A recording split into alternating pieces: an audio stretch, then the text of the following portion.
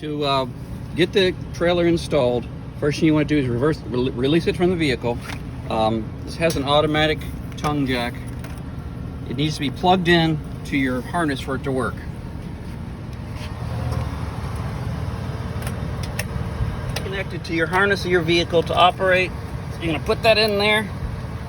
This light will come on. In my vehicle, the lights have to be on. I don't understand why, but okay, so what you're going to want to first do, level the trailer front to back.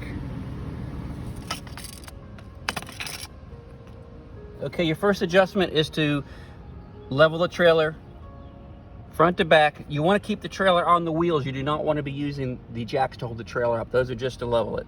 When you're right on that zero, you're level. Once you have the trailer leveled front to back, you're going to want to level it side to side. What you want to do is use the scissor jacks and basically just lower it down to the level where you need it. Then go to the other side, lower that corner. Don't do the center jacks until you get all four corners leveled, and then you're totally level. Then you can pull the slides out. So for the left to right adjustment, just put your level on the back of the bumper, and then you're going to want to get this right on the zero. Seeing your doors aren't shutting properly or they're not locking properly, you may have a leveling issue. You just need to adjust that. You may have a little bit of issue with these doors settling, but that's one issue you should look out for. Slide out. Once you remove the four slide jacks, it's a pretty simple procedure. You're just going to push this slide out. I'm going to do this myself, but with two guys you should be able to do it fairly easily. Slide all the way out. You've got the slide lock that's going to have to go in here, and it's going to lock into the frame of the trailer. I'm going to give you a small jack to put on the outside of the slide to level it out.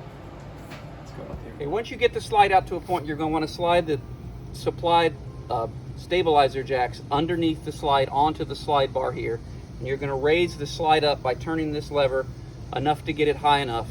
Okay, go. One important thing about these jack slides, you do not want to leave these jack slides for an extended period of time on non-paved ground, because what can happen is the slides can sink into the ground at a different level than the trailer itself, or vice versa, and it can bend these slide rails here, and it's a major problem. So these are supplied just to hold this thing up when in use, but again, don't leave these in place for a long period of time on unpaved ground. There's a little notch here. You need to get this lower notch into there, and then the top notch in, and you can turn it, and that's locked all the way. And then the next thing you're going to want to do is, we've got this cord here, which is the it activates this other prop here. You need to connect that, and then you're going to want to hide all this wiring underneath here.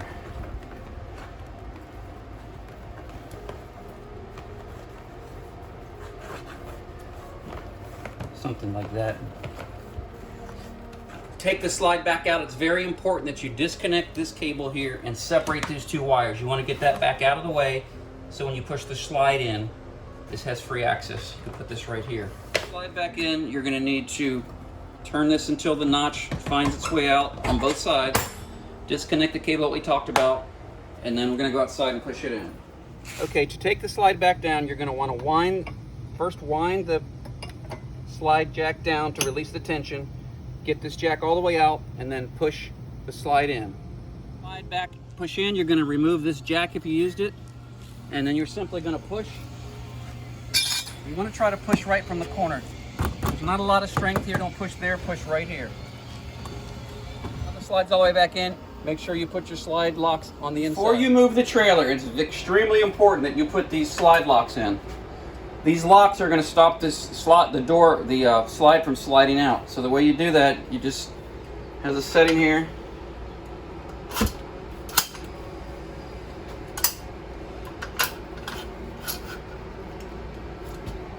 You're going to put it here and here, like that.